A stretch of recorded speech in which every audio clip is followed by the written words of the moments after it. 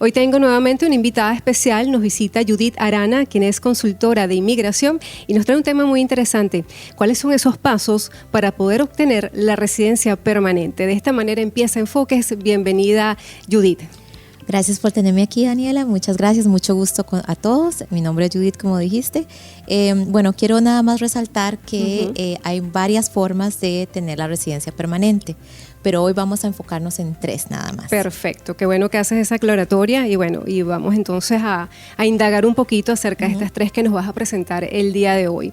Como bien lo saben, Judith es justamente consultora de inmigración, tú eres de Costa Rica. Sí. Qué bueno que podemos contar con profesionales de habla hispana para que, bueno, sea un poco más cómodo para nuestra comunidad latina. Sí.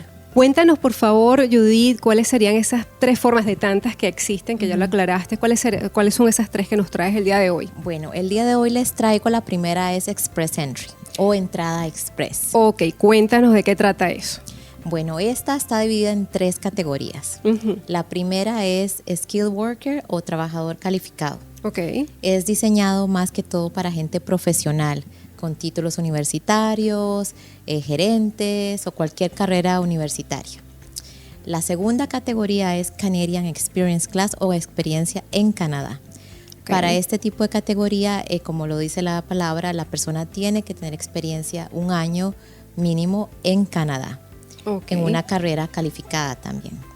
Ese es en el caso, disculpa que te interrumpa, de las personas que aplicaron anteriormente por una visa de trabajo y después quieren aspirar entonces a la residencia permanente. Correctamente. Esa sería una de las vías. Es una de las vías. Si ya la persona está aquí adentro y ya tenía trabajo por otras vías y ya cumplió 1 año, es un trabajo calificado, se puede hacer eso. Es el tiempo mínimo que pide, un año, por lo menos. Ok.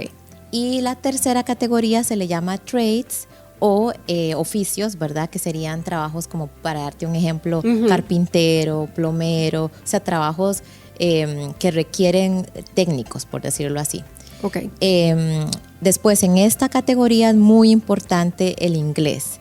Aquí todo es por puntos, entonces, digamos, la educación tiene un valor. Un valor, exacto. Después, determinado. Exactamente. Entonces, cada factor, por ejemplo, la educación, el inglés, la experiencia laboral, inclusive si tienes familia en Canadá, si te graduaste de acá, todo esto, cada factor tiene su valor numérico. Entonces, entre más inglés, más alto el número, por decirlo así. Entonces, pero estas son en resumido, las 3 categorías de Express Entry. Ese sería, digamos, uno de los primeros pasos. ¿Cuál sería el siguiente? Bueno, digámoslo así, este de Express Entry, lo que quiero resaltar de nuevo es que es federal y la gente puede aplicar tanto dentro como fuera de Canadá. Okay. Esto es diseñado más para gente profesional, ¿verdad? Ahora, si la otra forma de la que voy a hablar es sobre el patrocinio familiar.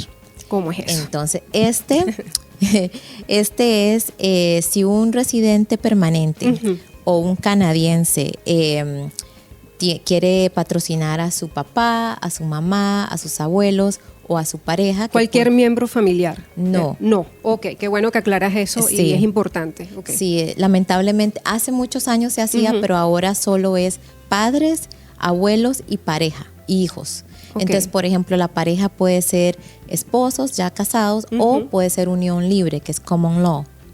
Y hijos dependientes, menores, ¿verdad? Si ya un hijo es mayor de 22 años, no puede. No, tiene que ser menor o dependiente de los padres, ¿verdad? Entonces, en ese caso, la persona, esa es la otra vía, entonces ya es otra serie de procesos y formularios, ¿verdad? En ese caso, la educación, el inglés no cuenta. Ahí lo que cuenta es que tengan un patrocinador, ¿verdad? Te entiendo. Ahora, la última que quiero tocar es la vía del estudio, porque es una de las vías más populares que hay actualmente, porque estamos recibiendo muchos estudiantes internacionales. Entonces, cuando es así, si una persona se registra en una universidad pública o elegible, ¿qué quiere decir? Por ejemplo, en Canadá tenemos 2 tipos de colleges o universidades, públicos y privados, pero no todos son elegibles para dar el paso a residente, solo las públicas o las elegibles. Entonces, si una persona viene y ingresa a una pública, para dar un ejemplo aquí en Vancouver, Langara o UBC, Capilano, son algunas de ellas. Entonces, la persona estudia un programa, digamos que 2 años. Okay. Entonces, la persona tiene derecho, cuando se gradúe, a un permiso de trabajo, que se le llama Postgraduate Work Permit. Entonces, esta persona con ese permiso de trabajo gana más experiencia laboral dentro de Canadá, puede optar por el Express Entry que mencioné antes, y entonces puede optar por esa vía de residencia, o también hay programas provinciales diseñados para estudiantes que se gradúan en la provincia. Ok, te entiendo.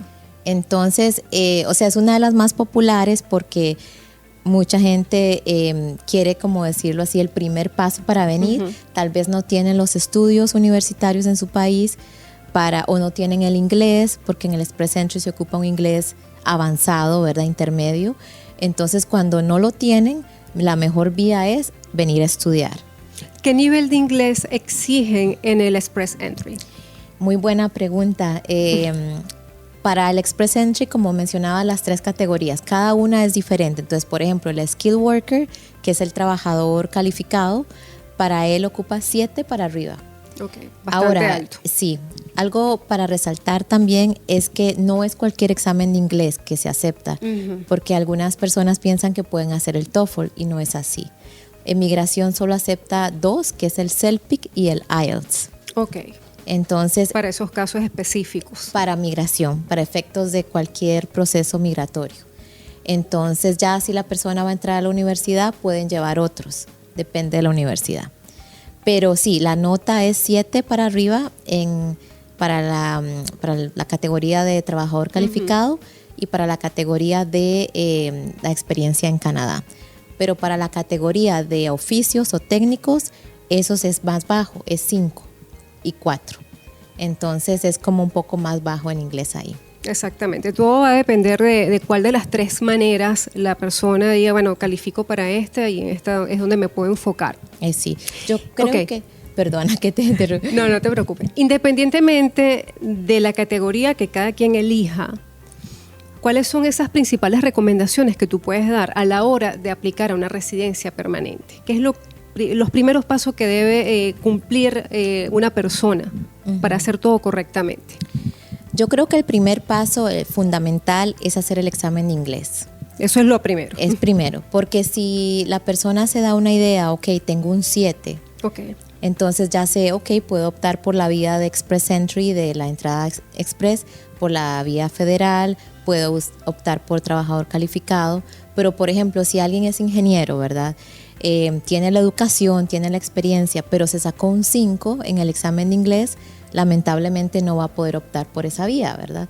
Entonces tal vez dice, bueno, mejor opto por irme a estudiar para poder subir mi inglés, subir mi educación y ya de ahí pasar a la otra vía, de como mencioné, de poder optar por la residencia ya dentro de Canadá o la vía provincial, ¿verdad?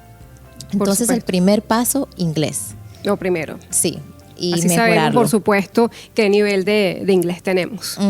Exacto. Y después lo otro muy importante es informarse bien, porque a veces creo que cada caso es diferente, ¿verdad? Cada persona, cada historial, ¿verdad? Entonces a veces la gente dice, bueno, pero mi amigo me contó, ¿verdad? Que fulano me dijo, sí, y así. Entonces a veces no hay que dejarse guiar por lo que alguien más le diga, sino leer bien, saber qué opciones hay, pero mucho depende del inglés, de la educación y el historial. En base a eso, ¿cuáles son esos sitios que tú recomiendas para que la gente esté bien informada de lo que es el proceso de la residencia permanente?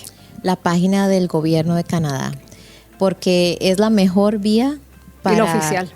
Es la oficial. Y eso sí, yo advierto que a veces puede ser confusa. Inclusive lo es. Qué bueno que lo dices, también sí lo es. Inclusive para, digamos, nosotros que estamos acostumbrados a lidiar con la página, con los consultores, los abogados, uno a veces se toma su tiempo de investigar, ¿verdad? Y de análisis. Exacto. Sí, de este link, ¿verdad? Entonces sí, como que, pero hay que leer bien. Y en el caso, como tú dices, que vamos a la página oficial del gobierno, pero resulta que, oye, no entendemos algunos términos. ¿Qué recomiendas en ese caso? ¿A quién acudimos? Bueno, yo aconsejo que, como decía, leer bien, pero como es confuso a veces, mejor acudir con alguien que esté regulado. Entonces puede ser un consultor de migración o un abogado de migración. Y asegurarse, hay una página que está, tiene todos los consultores regulados, que pertenecemos al Colegio de Consultores en Canadá. Y también está la página para los abogados, ¿verdad? Como para saber si esa persona en realidad está regulada. Exacto. Sí. Otra cosa, Judith, que también es muy importante saberlo, obviamente cada persona es diferente, cada caso es distinto, pero más o menos los tiempos que se manejan para poder obtener una residencia permanente, ¿de cuánto tiempo estamos hablando? En un promedio, un año más o menos, pero como usted mencionó, cada caso, por ejemplo, un caso de pareja, que un esposo patrocine a la esposa o viceversa, ¿verdad? Puede estar, si la aplicación se hace fuera de Canadá, puede tardar de unos 8 meses a un año. Depende mucho si la persona, cuando envió la aplicación, todo iba completo, todo iba bien explicado, porque eso retrasa mucho. Si faltó un papel, si no mandó el acta de nacimiento, por ejemplo, mandan una cartica, ¿verdad? Le falta, vuélvalo a hacer. Entonces, si manda todo muy correcto, 8 meses a un año, un caso de pareja. Un caso de Express Entry se le llama Express porque se supone que es más rápido que las otras vías. 8 meses, 6 meses, pero el resto de las vías, un año y un poco más. Otra cosa también importante, Judith, es que constantemente inmigración va cambiando ciertas cosas, las leyes, etcétera. Más o menos con cuánto, o cada cuánto tiempo podemos ver estos cambios, porque la gente también tiene que estar pendiente de eso. De repente, oye, a mí este año estaban pidiendo esto, ahora resulta que no es así, ahora lo cambiaron. ¿Qué recomiendas? Muy correcto eso. Antes de, cuando ya la persona, digamos, que tenga decidido la vía que va a tomar, ¿verdad? Yo diría que antes empiece el proceso y siempre esté leyendo las actualizaciones en la página del gobierno, o hay varios blogs a veces de gente que se especializa en estar actualizando. Por ejemplo, yo misma como consultora tengo que estar constantemente leyendo si hubo un cambio de la ley, si el formulario cambió, que es algo a veces mínimo que nos pasa, que tenemos el caso listo y justo me meto a ver si algo cambió y el formulario cambió. Entonces tengo que volver a completar. Entonces son pequeñas cositas, ¿verdad? Detalles que hay que estar pendientes. Sí, generalmente el gobierno anuncia si va a haber un cambio mayor, como eso. Claro. Por ejemplo, las niñeras cambió mucho este año. Correcto. Entonces, pero sí, hay que estar constantemente en la página, constantemente leyendo. Sí. Y lo bueno de todo esto, Judith, para hacer como un resumen, es que Canadá es un país abierto a la inmigración. Constantemente necesitan de gente, que llegue más gente al país, porque todos los años le aumenta la tasa de jubilados. Correcto. Esa es la razón por la cual ustedes podrán ver muchas oportunidades para poder llegar a este país. Y bueno, aquí están las vías, donde cada uno puede evaluar cuál le conviene más, dependiendo, por supuesto, de las características de cada quien. Sí. Ya estamos llegando al final. Sí. O sea, que aquí el tiempo pasa volando. Sí. ¿A ti te gustaría dar algún mensaje para cerrar, recomendaciones con un tema tan importante como es obtener la residencia permanente? Yo creo que algo muy importante es tener claro lo que la persona quiere, a dónde va a ir, porque también Canadá es un país muy grande, ¿verdad? El segundo país más grande del mundo, y una provincia puede pedir algo, o una necesidad en el trabajo puede ser muy diferente de una provincia de la otra. Entonces, tener como claro qué es lo que quiere la persona. Si la residencia, como mencioné antes, el inglés, informarse bien, si lo van a hacer solos, llenar bien los formularios, aunque sí aconsejo pedir revisión o pedir ayuda si ven que no están entendiéndolo bien. Eso es lo fundamental, para justamente evitar errores y hacer la aplicación como debe ser. Exacto. Y que reunamos todas las características. Exacto. Sí. Bueno, muchísimas gracias, Judith. Esto es un tema sumamente importante para todos aquellos que, bueno, están con el interés de aplicar una residencia permanente aquí en Canadá.